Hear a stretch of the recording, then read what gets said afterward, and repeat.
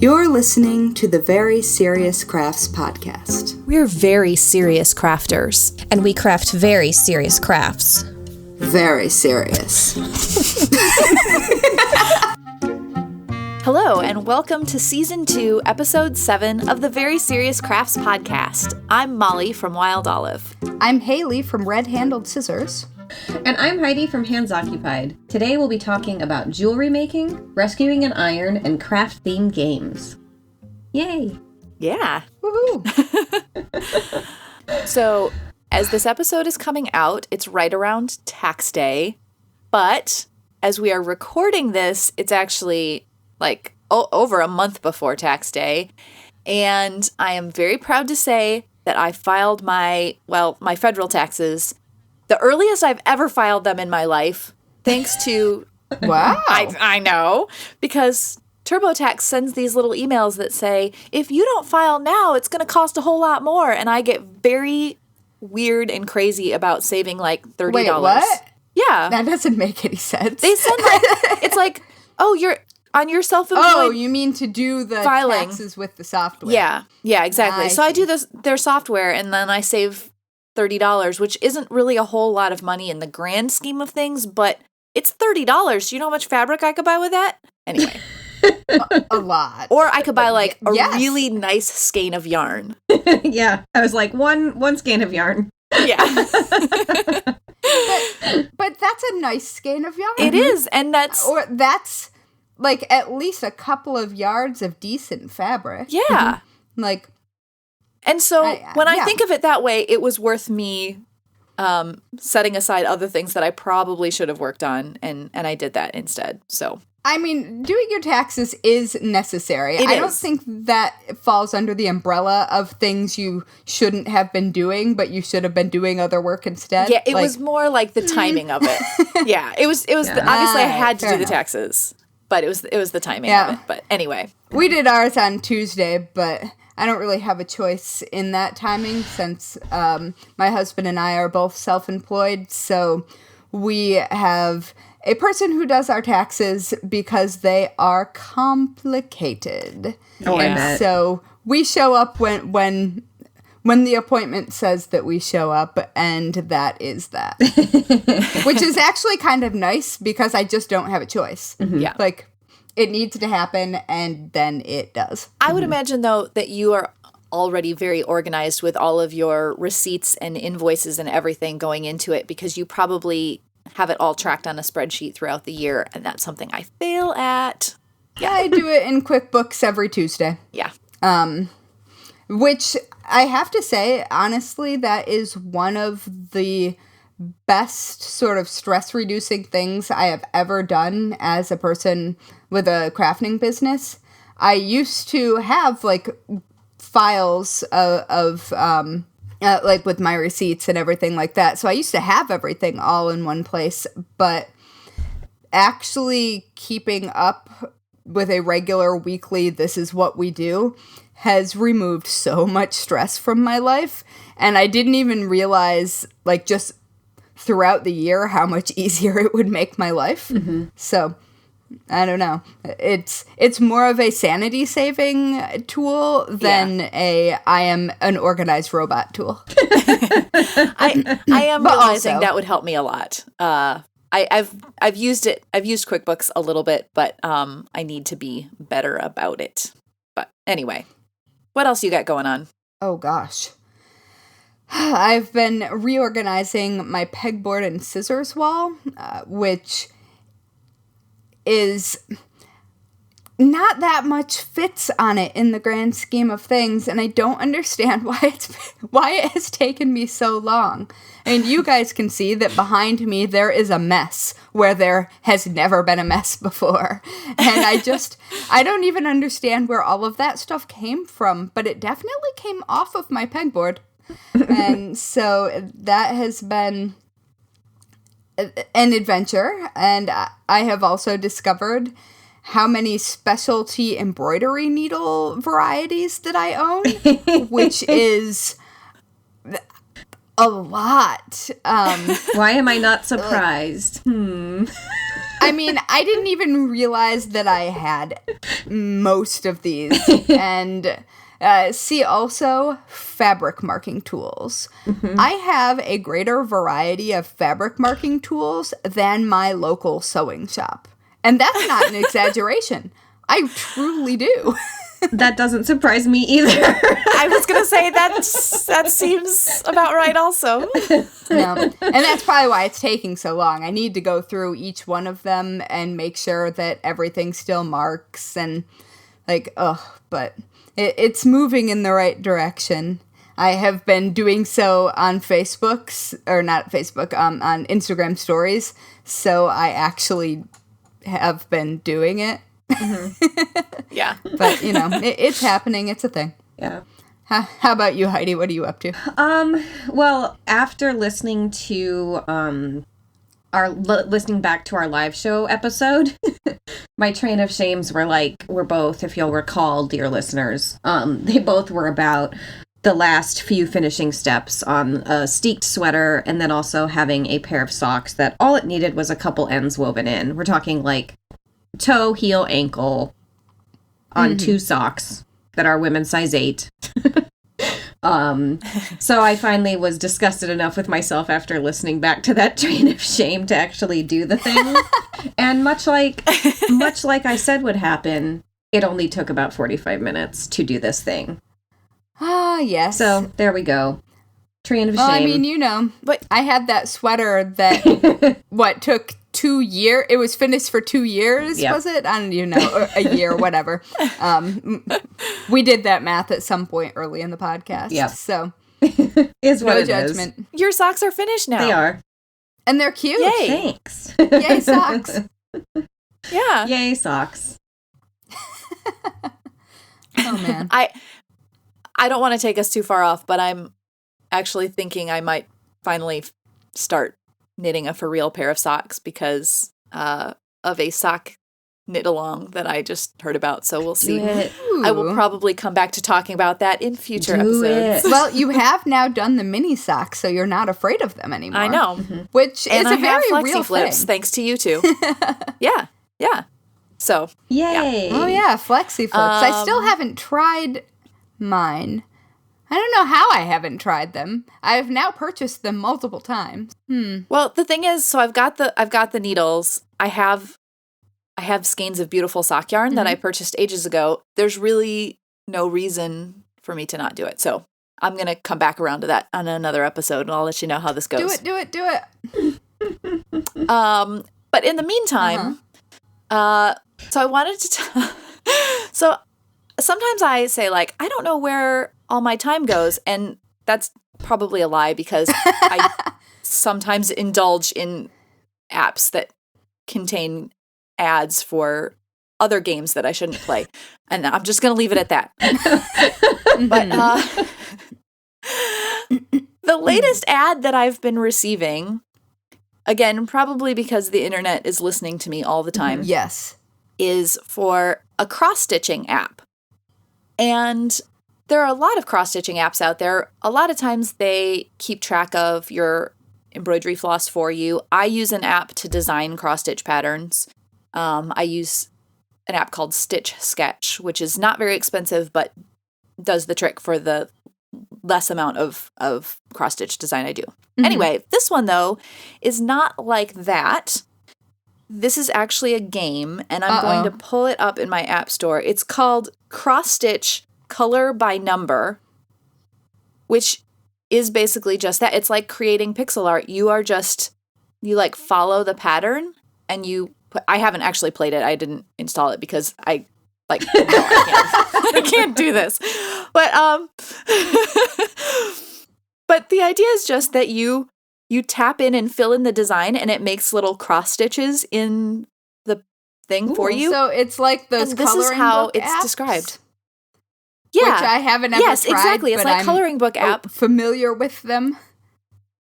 All right. Right. That's what it is, but it makes it look like cross stitch. So it That's says kind of cross nice. stitch and make your life more peaceful and comfortable. Why don't you actually cross stitch? But this is where wait, that doesn't actually. Yeah, no.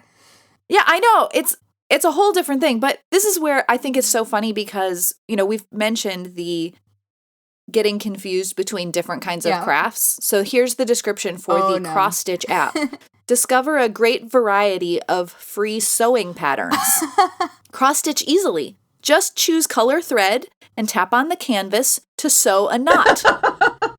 I think this is a translation issue. It's possible.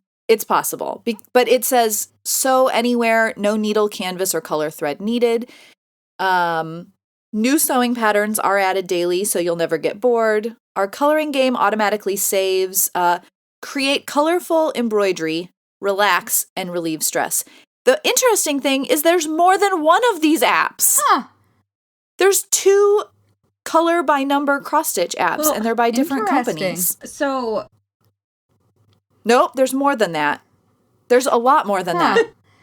Well, I'm curious to see would've if thought? I'm going to start getting those ads now, since we've been talking about it and the internet knows. You might. I'm also looking at some of these, and I'm pretty sure that they are copying copyrighted artwork. It just looks very, very similar to other art that I've seen. So I mean, that's interesting. that is also, sadly, how the internet works. Yeah. Hey, don't steal people's work and give them credit when they do something great that you love. Love, Haley. Exactly. Yes, Haley. Just saying. Posting a picture on the internet, even like on your Facebook feed, without giving credit is a really jerk thing to do. Don't do it. It is BS. Give credit. Yeah. It's real easy. Just give credit. Just give credit. That's it. That's really what people really are looking for. But yeah, so I have shared that I like crafting in video games, but this is a stretch for me. I was going to say, Molly, when you started talking about this, like there's something about the video games we talked about having a craft-inspired aesthetic, like Kirby's Epic Yarn, Unraveled, etc. You can see one of our early episodes of season 2 for that whole story. Yeah. And so there's something that's really nice in a regular, like, video game environment about having a really well-developed craft-inspired aesthetic. It's really cool, especially to see, like, an amigurumi Yoshi on your video game. Yep. But with this little color-by-number app... Yeah, that's First of all, as so crafters, different. I'm like, I don't think I need an app to, like, tap on. I don't need to look like I'm on my phone more than I am. I'd much rather grab my sewing or knitting or embroidery or whatever I'm working on and do that for real. But I guess there must be something with like people who are a little bit addicted to their phone, who need something to do with their hand that also if you don't have the dexterity to cross stitch, but you have historically really liked to do it. That's an excellent point. I could see that being a use for it. That was one of the reviews that I saw was someone who said that she always loved doing cross stitch, but really can't do it anymore. And with this, you can zoom in so you can see, and it's like, it doesn't feel the same as doing cross stitch, but it kind of felt like a replacement that she could still do something like that. And in one sense, it is almost like it's a paint by number game with a cross stitch aesthetic. Yeah. So I guess there is something fun this, there, but anyway, it's one of those things that I'm like, must not be for me. No.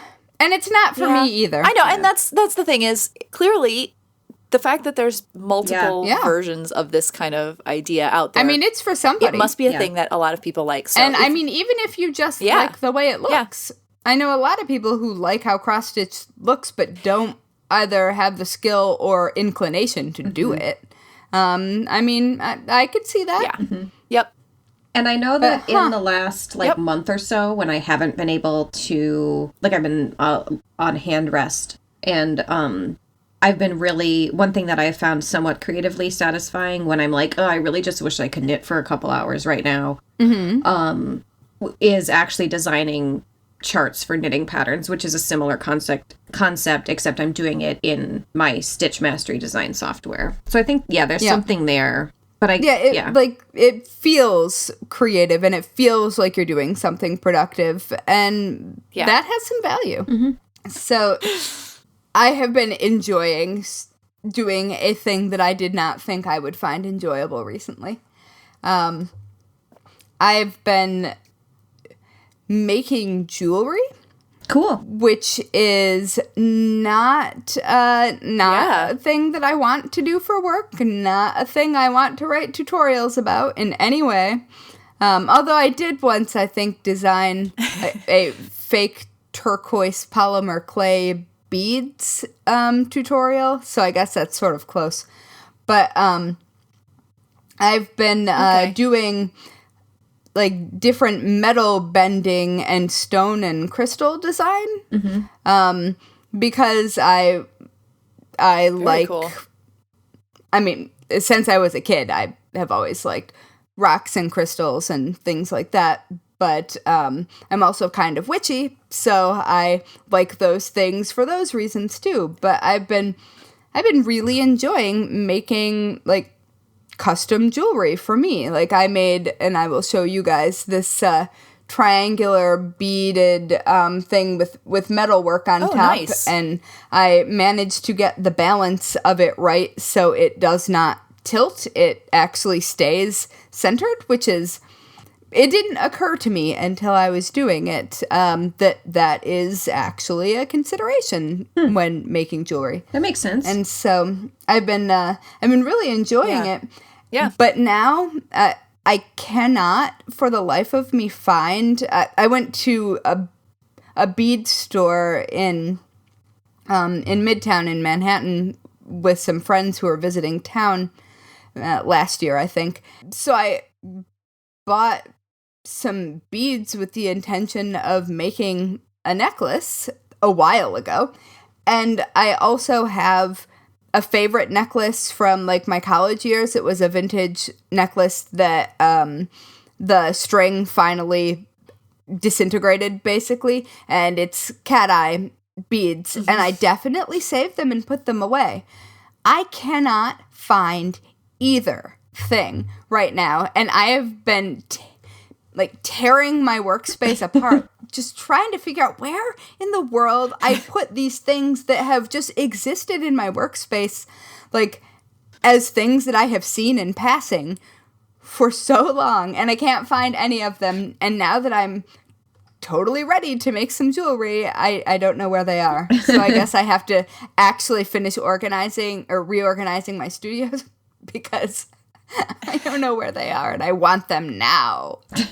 At my house, when that happens, we always say, "Oh, they're in a really safe place." Oh wait, I like that. Molly, I thought at your house it was that one pouch where you lost your coffee sleeve the night before our live show. Yes, I will check and see if your beads have ended up in the magical magical project something bag. Else in that pouch? There was at least two things. Yeah, there were at least two things. Yeah. Maybe my beads are in that pouch. Would you check? I will check. It's like the Bermuda Triangle never know. of craft storage. Which I'm kind of like, well, I have Craft Narnia under my desk. Yeah.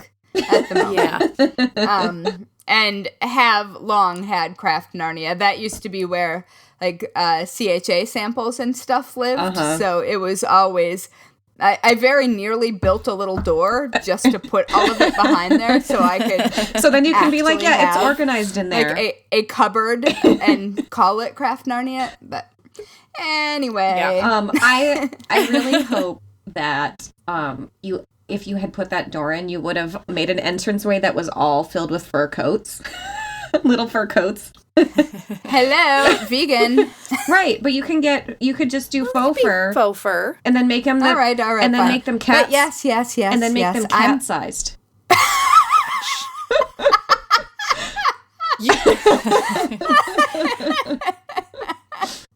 Yeah. Yes. I didn't that's a know good where idea. you were going with that, other than I got the Lion, the Witch, and the Wardrobe reference and the fur coats, and that was not where I thought you were headed. Mm-hmm. I really appreciate. You're welcome, everyone. Yeah, I really appreciate that. Yeah.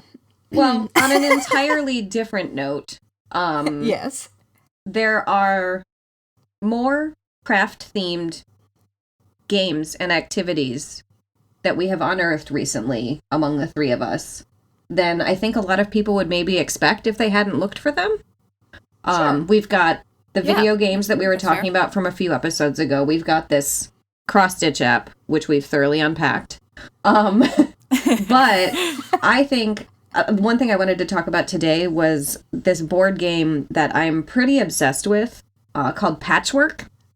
My husband and I played it this past week on our anniversary trip. We went to a brewery in Ottawa, Illinois, called Tangled Roots. If you're ever in the area, it's not far from Starved Rock State Park.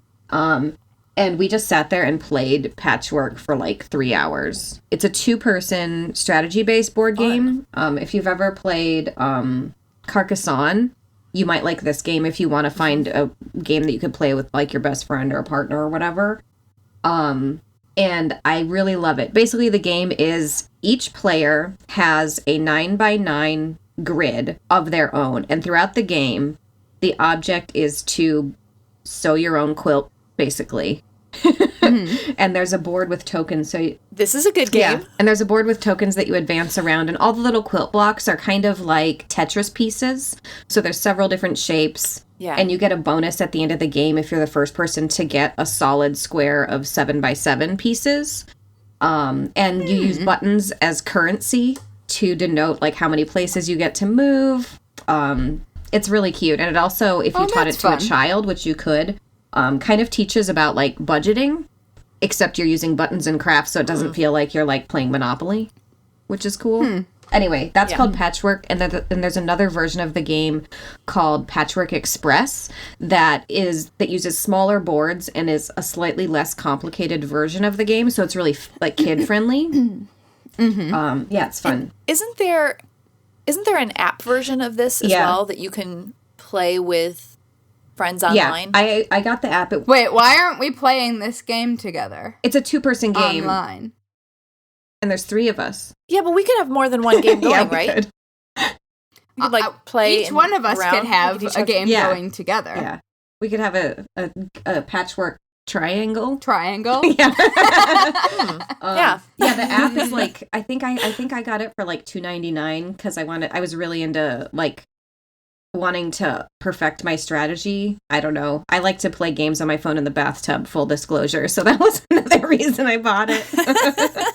So I could feel like I'm doing crafts That's living dangerously. in the tub. Oh, I've only dropped my Yeah, phone in I the tub would- once. I had to replace Well, that was my next question. it. Yeah. Yep. Anyway, Yeah. that's my Fair enough. secret hot mess lifestyle. I don't feel like that is a I don't- hot mess. That's the Yeah, thing. no, I think that's living life to the fullest. Huh. You guys can make me feel better that way. But anyway, last thing about Patchwork, the app is cool too because I bought it for like our family, so my husband could download it onto his phone too. And so every once in a while, if we're like out and about at a place that's like way too loud, or we're both feeling like really socially overwhelmed, we can still like play the game together discreetly, and everybody thinks we're just on our phones, and they kind of leave us alone. Jeremy and I used to play, what was it? Is it Words with Friends or some sort of Pictionary game Yeah. that used to be popular that I now can't remember. We used to sit next to Yes. each other at the bar that we Yep. live above and not speak to each other at all, but draw ridiculous pictures back and forth. That's really funny. So it must not be Words with Friends. I don't remember. It was a drawing one. Okay. But my husband went to art school. It was deeply unfair. Yeah, and the last thing I'll say about the Patchwork app is like I think I paid $2.99 for it, but my husband got it on his phone for free, and then it's also ad free. And the visual design is really cool. It actually reminds me a little bit of Kirby's Epic Yarn aesthetically. There's a lot of felt Okay. imagery and like running stitches and buttons. It's cute. Cool. I don't know why I haven't downloaded it yet. I guess that's what I'll be doing today. Yeah. Thanks. Just watch out. I've been known to play it for like 3 hours. But anyway, and then Oh, boy. in the show notes, there's 2 other kind of vaguely homemaking related board games or card games that I like.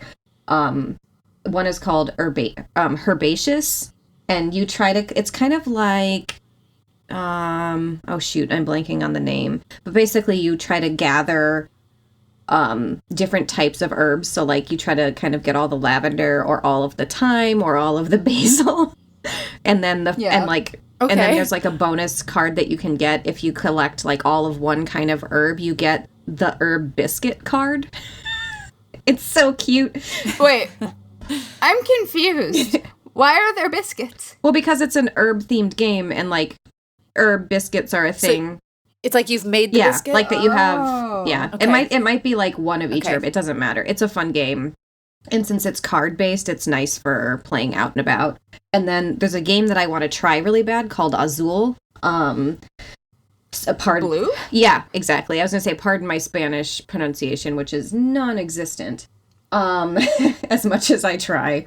And it's a game that's also really beautifully designed, and it involves tiling a floor, which is really cool. Okay. Yeah. I could get into that. I have Stitchopoly, which is DMC put that out, and it's basically like Monopoly, but like embroidery and cross stitch themed. That's fun. I think my game, I think it might still be sealed because I haven't convinced anyone in my family that they should play with me. Aww. So that's kind of sad, but it's really cute. Like it has metal pieces with all, like they probably do still have the thimble piece, unlike regular metal. They better. Anyway, yeah. But it also has like a bobbin of thread and I think the DMC logo and stuff like that. Oh, that's fun. Yeah. Yeah, sometime, Molly, I'll have to come out to you, drive out to where you live, and we can play all the crafty board games. I will be so jealous. I think that's a good idea. Guys. Sorry, Haley. I'm sorry. We'll Skype you in, and then you can just you can tell us what pieces to put down. I'm sure that'll work out really elegantly and seamlessly, no pun intended. It will. I think that we should, just because it would be hilarious. Yeah. We could like play a game on the podcast. We could. Or like that would be the worst podcast or do a live episode or ever. something. We can or do the a best. live. Yeah. Whenever we get organized. That would be fun. Anyway, yay craft games. That's becoming a theme this season and I'm into it. I am as confused as ever about it. And that is also fun. Someday I'll tell you about the craft theme game that I thought I should design. But that'll be a whole other episode. Do it. Now that I want to know. Yes. All right. I'll put that into future episode topics. So one of the things that I want to talk about came along when Haley sent me a little response to an Instagram story that I posted. And we were like, we have to talk about this. So this is actually a little bit train of shame that this happened because I always feel so ridiculous when I do this. Oh, I know what but you're I know about that to other talk people about. do it, so that helps. Yeah. So if you ever have, if you do sewing with like fusible interfacing or certain types of batting, you know that if you iron the wrong side of a thing, that's really bad. So basically, you've got the fusible interfacing, or in this particular situation, it was cotton batting. And I didn't even think, and I put the iron on the cotton batting, and it just all sticks to the plate of the iron. And basically, the first time this ever happened to me, it was with fusible interfacing. I didn't realize which side was the fusible side that was up. And I put my iron down on it. Yeah. Yeah, and it happens in an instant, and you suddenly go, oh, what did I just do? And the first time it happened, I was quite sure that my iron was just done. I had ruined it for good. And then I learned a very handy tip, which Haley hadn't heard before. But if you take a dryer sheet, like a fabric softener dryer sheet, and you iron that with your iron on, it removes all of the goopy residue from the plate of your iron. And it's like, it's magical. The one thing that I have to say with this tip is that it will sometimes leave a slightly oily residue on your ironing board cover. So you may want to put something down.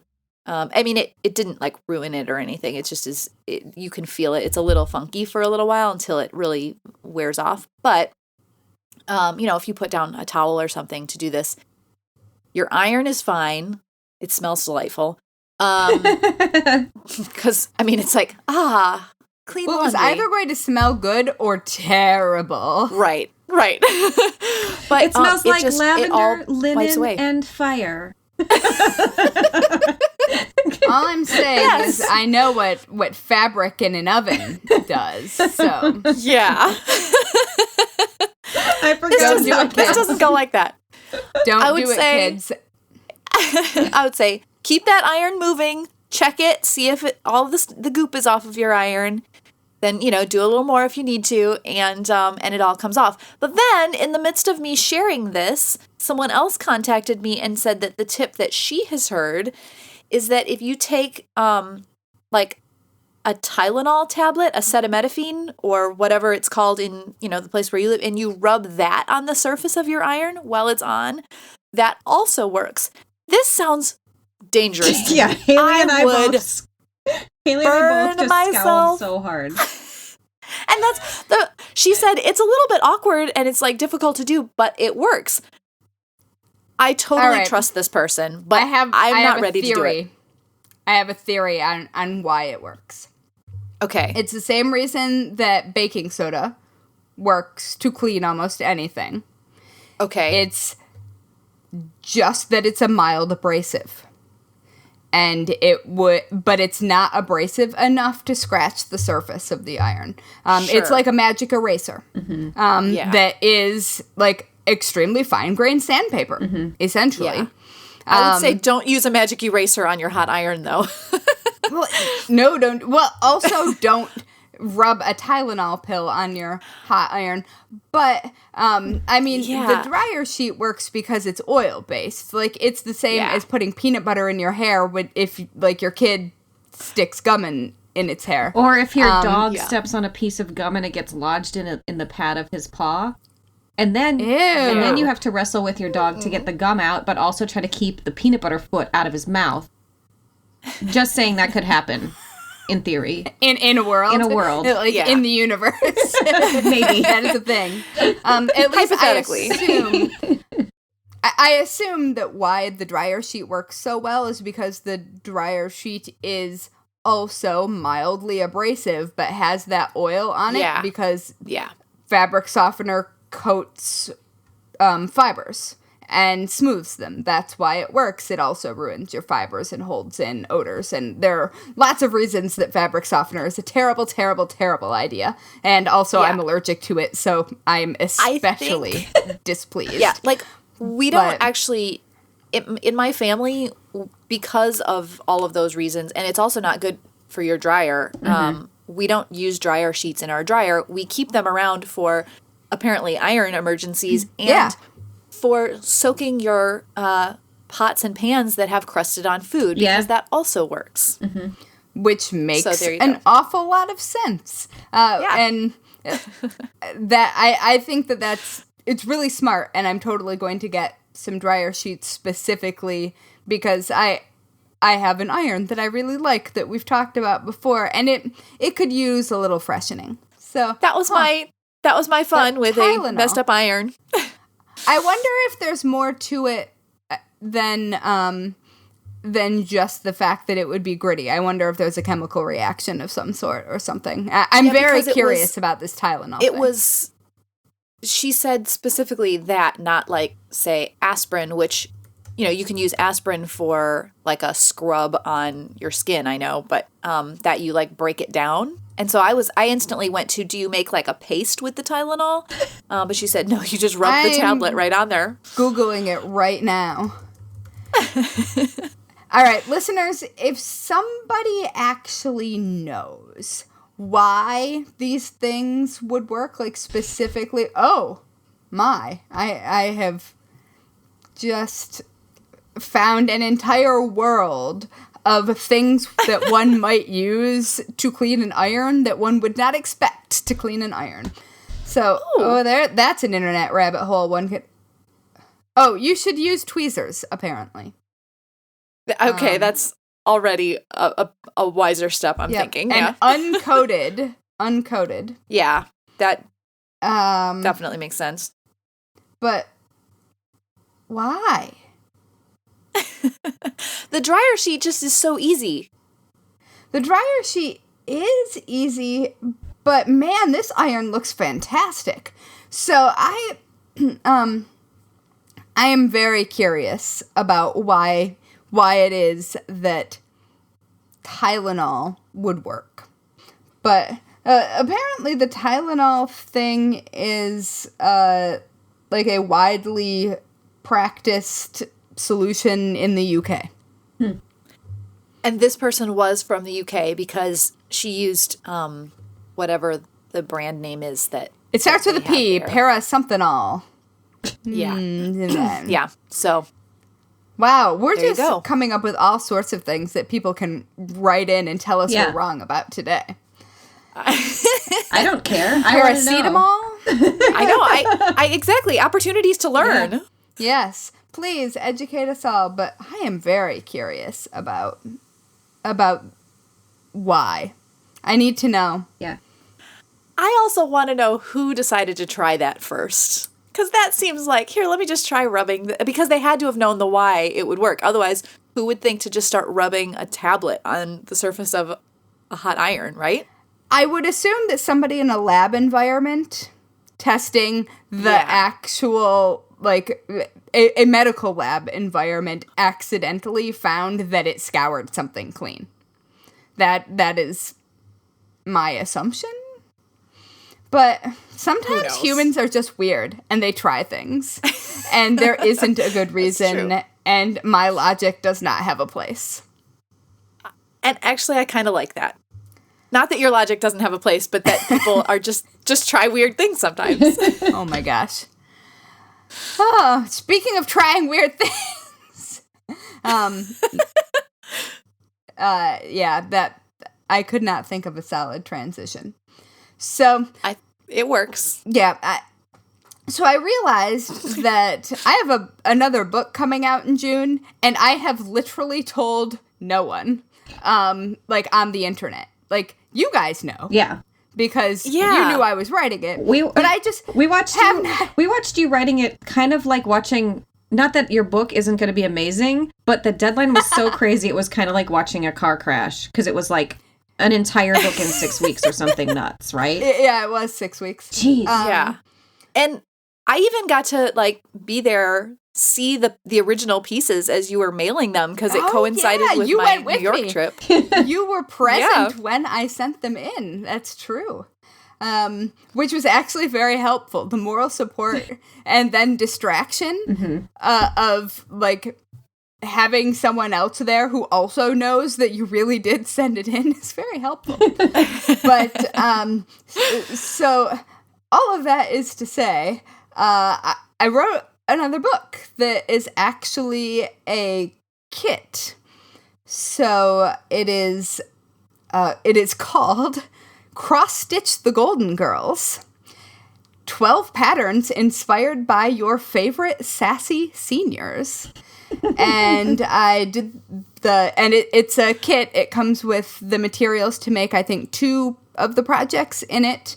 And I did it with Quarto, and the Golden Girls, as it turns out, are owned by Disney. So that is why I haven't been talking about it, because I needed to keep quiet about the thing that I was working on. But now, it's available for pre-order on Amazon, and it exists, and I'll put a link in the show notes. So if you too are really excited about the Golden Girls, that is a thing. And I'm sure that when I was writing it, I mentioned that I was very busy and doing lots of things. Yeah. And I think we even talked about the fact that I was watching Golden Girls all the time because it was a really good excuse to rewatch. But I got to completely immerse myself in the world of Golden Girls. And obviously I'm a Sophia. and I was having a really good time with it, and it was very fun, and I'm pretty excited for it to exist in the world. So I wrote another book. I'm excited for it to exist. Yeah, the quantity of thank you for being a friend gifts that we sent around last summer to each other during this process was a lot. Yeah, it was pretty much all Golden Girls gifts to each other all the time while I was writing the book. Mm-hmm. And I'm fine with that. And it was fun. Yeah. And that's how you know you really like a subject, is when all of your friends are sending you gifts of this thing that you have no choice but to keep working on because your schedule is so tight, and you're still delighted every time it pops up. you know you're doing it right. So yeah. Congrats, Haley. Yay! I actually, we are so proud of you and can't wait to see it all together. I had almost forgotten, but then Amazon sent me an email saying that a new book from Haley Pierson-Cox was coming out. Aww. And I was like, that's awesome. Oh, right. that is a thing. Well, the the only exciting new thing I've got going on besides playing crafty board games is I finally bought like a real loom. Not just one That's that very looks like exciting. a harp that you made, Well, I have the giant loom that I've talked about before that I made with PVC which is pipe. so cool. Because that one's giant too, like 5x7 or something. And then I've had another loom that you could get at like a Joann's or a Michael's. I think it's a Simplicity loom. It's just 4 pieces of wood that snap together, so you can do smaller weavings in your lap. But this new loom, I've got the Martha Stewart one of that, I think. Yeah, and there's a lot of like independent companies that do that smaller size, like sheet of paper sized loom. But the loom I bought used last weekend from the woman who I actually took my first weaving class with. Let's be honest, the only weaving class I took was with this woman. And she's also a Chicago Public Schools art teacher. She's really cool. I'll link to her Instagram in the show notes.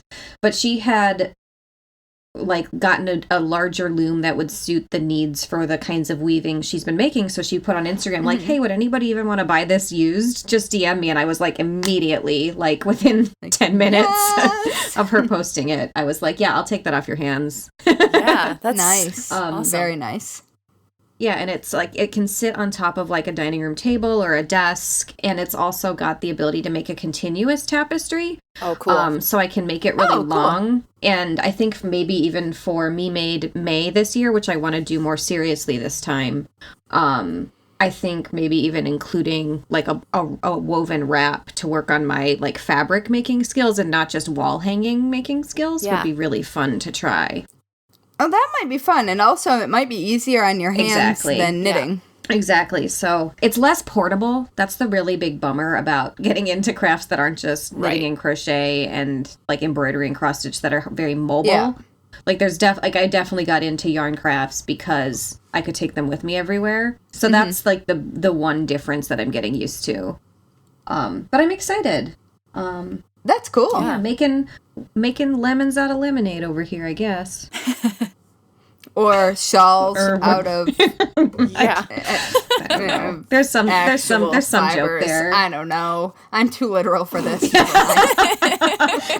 the Haley story. I'm too literal for this. Get me out of here. I mean, yeah, that's accurate. Accurate. Very, very. But we love you. Oh yes. my gosh. We do. Aw. Well, on that note, this kind of random episode I think is about to wrap up. What do you guys think? Yeah. Yeah, I think so. This was good. We talked about Tylenol for a while. I want to know the science. It's not my fault. I'm too literal for this. Yeah, and I just am like, it's like magic. Yeah. And he was like, but let's exactly know why. Yes, please allow us to dissect this. I think my favorite quote of this episode is going to be, "Why is there a biscuit?" I don't know. I'm still confused. We'll play it sometime. But I'm also kind of hungry. Yeah, same. So, yeah. Maybe it's time. Yeah, let's get out of All here right. and eat some snacks. Sounds good. All right. All right. If you are a person who likes to hang out on the internet, you should hang out with us. Find us on Instagram and Twitter at Serious Crafts and on Facebook at Very Serious Crafts. You can also find show notes and all things Very Serious Crafts at veryseriouscrafts.com. Want to join the conversation? Yay. Tag us using hashtag #VerySeriousCrafts.